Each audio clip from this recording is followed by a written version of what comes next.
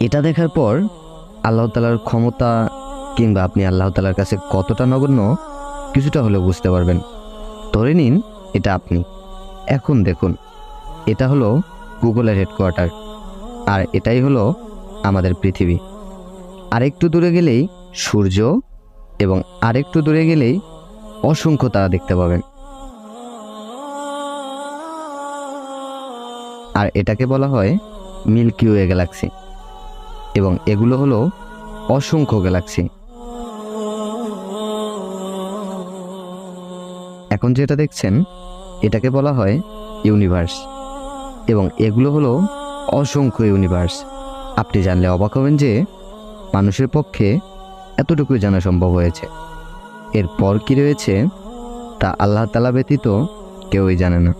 এবার বুঝলেন তো আল্লাহ তাআলার ক্ষমতা কিংবা আপনি কতটা নগণ্য।